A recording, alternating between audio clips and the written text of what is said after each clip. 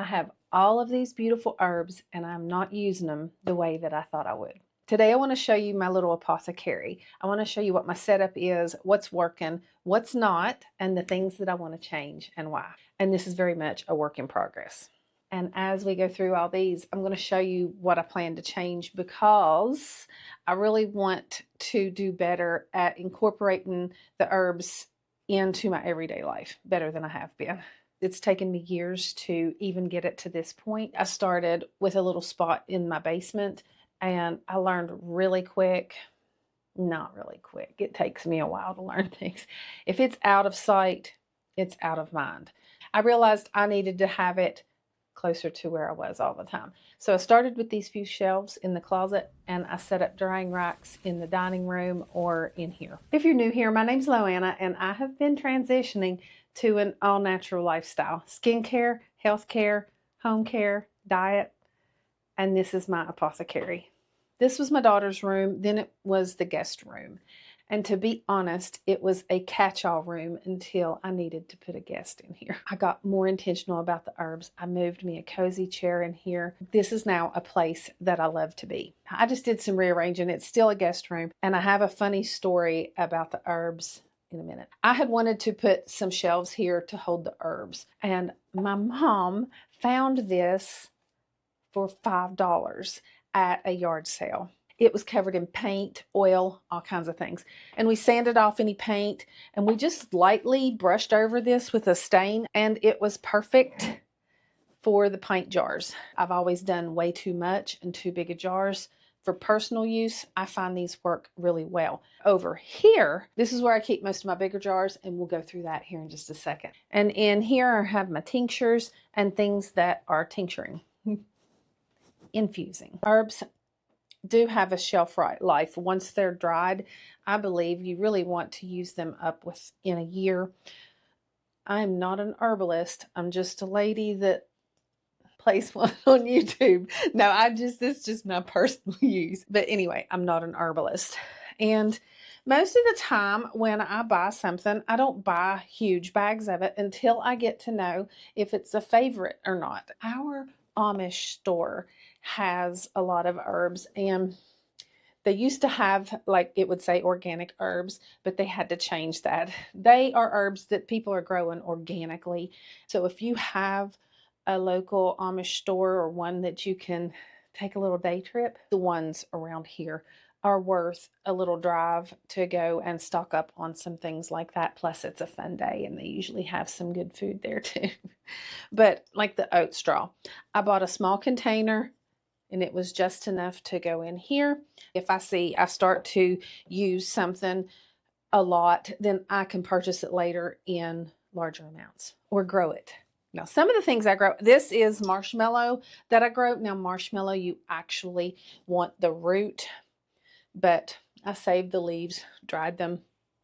So I don't know what I'm going to do with those. Passion flower. I have not been able to get any to grow of my own.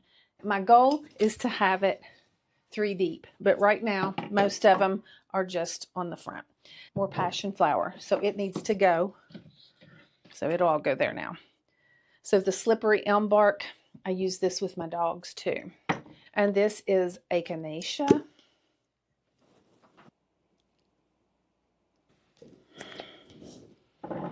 I grow a lot of that. I do have a few tinctures that I've already, see, that's why I need some organization. I have some things here that are tinctures and some infused oils. This is one of the not the avocado oil. This is the comfrey oil. I have powdered rose hips, and then I have a funny story about rose hips too. Let's see, where's the rose hips? Oh, see, I've got rose hips over here and powdered rose hips here.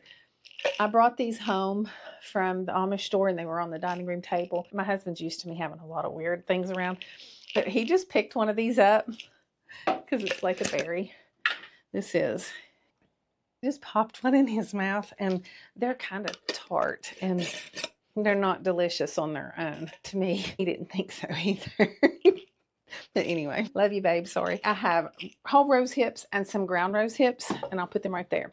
Now, I like to label all of mine, and I have this little booger, it is for cooking, and it's the string, and then you can measure out how much you want, and it's got a little thing to cut the string on top. It'll just cut it right off. So that's handy. But I prefer the jute twine. I don't know. I like the way it looks, but I've got both. And I've got a little spot here where I have my labels, little pair of scissors, and a marker. I keep a little metal funnel in here. I do most of my real work in the kitchen, but if I want to condense a jar, then I can just put this on, pour it in, make less of a mess in here. But I keep this little guy in here as well. Like I said, I need to do a few updates. At the moment, I have everything kind of just mixed up. Most of these herbs really overlap as far as teas or just medicinal, but you know, you get your favorites. But I have some organic dried turmeric. Turmeric is so good for you, but I don't enjoy it. But we're working on that. And this, not labeled, but I know what it is, but I need to label it. It is roasted dandelion root. And I've been harvesting dandelion and working on some roots, so we will have more of that. The dandelion root is actually one that I've found is a favorite. It has so many good health benefits, and it's actually good in tea. I let dandelions just grow in my garden, and where it's the deep mulch garden, I can get them out so a dandelion gets to live. It gets to spread the love all through my garden. I do not mind them. Because I harvest them, I know they're very clean. I don't have to go around and hunt for the roots. I have found when you roast it, it actually tastes really nice in a tea. So goal for this year is lots of dandelion root. I've got some in there drying now. Oat straw, valerian root. Okay, the funny. Sometimes when you walk into this room, you'll think, what's that smell? Now I know, but it took me a while to remember. Valerian root, it stinks. It smells like dirty feet or old dirty dog with a hint of mint.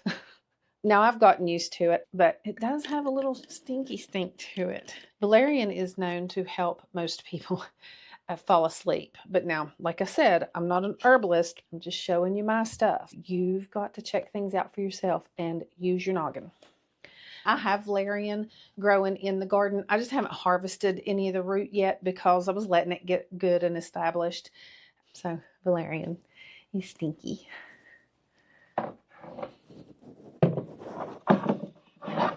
Now you can see I've got a variety of lids. I like the solid lids, and I will pick those up when I find them, or you can order them off of Amazon. But you can just use the flat and a ring, just like this.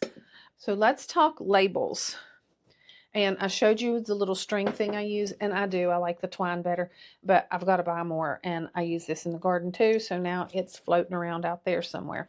But I like writing on the tag, because if I use this up and I've made a tincture, or I've used it up and made an oil, and I don't have any more of this, I can just take this label, stick it on another jar, write any more details I want on it. Or if I run out and I buy more, I can just mark out the date, change the date, and there you are. And the labels, I found like some would leave sticky residue, and I'm sure there's some good labels out there. Also, when you're dealing with oils, let me show you. This is an oregano oil, and I like the tags, and I can still read it. It's fine. The big shelves are where I keep the quart jars and the half-gallon jars. And I definitely need to make some calendula oil for our skincare. And we will do that together very, very soon. I need to go through these. The ones that are old will go to the chickens or to the compost, because it's time to make room on these shelves for some fresh herbs. And in this closet, I have made my tinctures and oil infusions. I need to get these out and strained. This cabinet, as you can see, is really hard to access and it's hard to see what I have. I want to build some half shelves and have 2 levels and maybe get some little lights in here so that I can see better.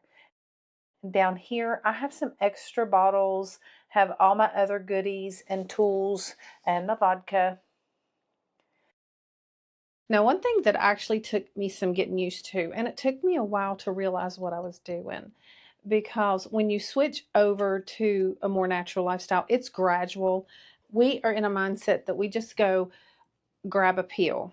Really, all we've known is that if you start getting a sore throat or a headache, you just reach in the cabinet, take something for it, you get the relief. It took me a while because what I do when it is in front of me and it's easily accessible, I have several things that I use. I start feeling a little, or, you just feel a little something might be starting to come on, or I've been exposed to somebody that is full-blown sick, I hit a few things, but I will start taking a little bit of nasturtium, a little bit of elderberry tincture.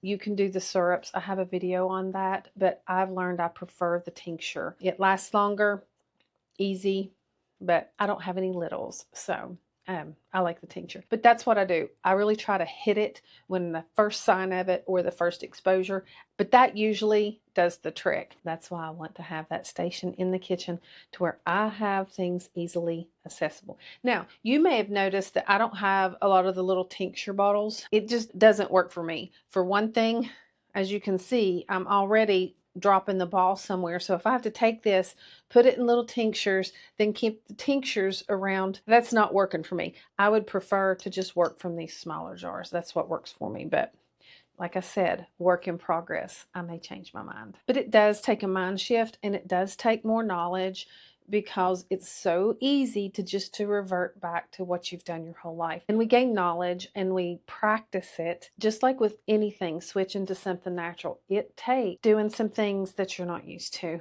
and it does take actual effort. I don't take much over-the-counter medicines or prescription medicines at all. But when you have not prepared and you are really deep into the sick, your willpower's gone, your ability to think clearly is gone. It's so easy to just reach for the over-the-counter thing. And then for me, I have to just recoup from that stuff as well. So better set up in the kitchen. It's a work in progress. Right now, it's just jars in one spot on the counter, and it's driving me crazy. So maybe we can do that together, but I need to set up a better kitchen situation. So these are my go-tos for anything antimicrobial, antiviral, antifungal, all the things. That's my go-tos. Mullein is one of my #1 go-to herbs.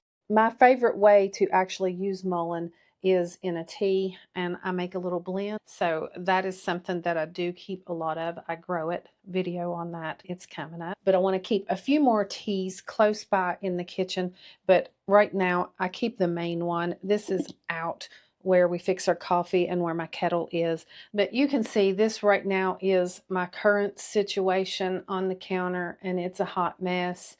So in this little area, I want some shelves where I can store a good variety of things so that they're in my direct view, and hopefully I'll use them more. So I'll give you a real quick rundown of my absolute keepers and my favorites, and I'm sure that'll grow. Mullein, calendula, chamomile, comfrey, lemon balm, tulsi, holy basil with tulsi. I really didn't go into all the different benefits of the herbs. This was more to show you how I'm storing it, what I found works for me. Another thing you want to consider when you're choosing a spot for your herbs is you don't want them exposed to bright light. You want them to not be exposed to heat. I wasn't using this room, so light wasn't an issue. Well, now I use this room often. I sit in here. I use the computer in here, and now I film in here. What I'm probably going to do is figure some little curtain that I can place on these and possibly on this as well. Maybe just something sheer to keep the light out and that I can still open them and have easy access to them. So I definitely have some things to do. I'm happy to say this room is no longer a catch-all, and the herbs have definitely taken over, and I'm okay with that. So together soon we will get those tinctures strained. We'll go in more detail about the nasturtiums. We'll start some seeds and I'll show you what I do with the nasturtiums so you can get you some growing soon. The mullein video coming up. It's a busy, busy season. I hope you enjoyed my little apothecary, and I hope you stick around and see what it turns into next. I thank you all so much for spending your time with me. My name's Loana, and this is a Little Bit of Homestead.